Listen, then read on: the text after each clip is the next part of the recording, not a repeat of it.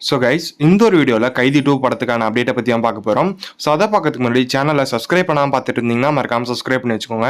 Like பண்ணாமல் பார்த்துட்டு இருக்கவங்க மறக்காமல் லைக் பண்ணிக்கோங்க. அப்போ நான் அப்புறம் எல்லா அப்டேட்ஸும் உங்கள் உடனே வந்து சேரும்.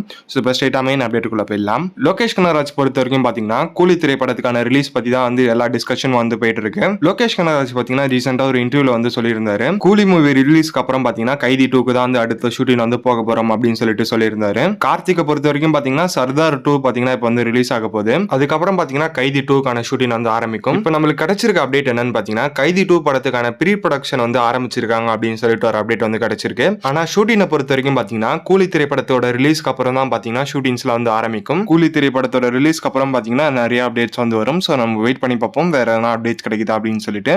இவ்வளோதான் கைஸ் இன்னைக்கான அப்டேட்ஸ். சேனலில் சப்ஸ்கிரைப் பண்ணாமல் பார்த்துட்டு இருக்கோங்க, மறக்காம சப்ஸ்கிரைப் பண்ணி வச்சுக்கோங்க. இன்னொரு நல்ல வீடியோவில் வந்து பார்க்குறேன். Bye guys.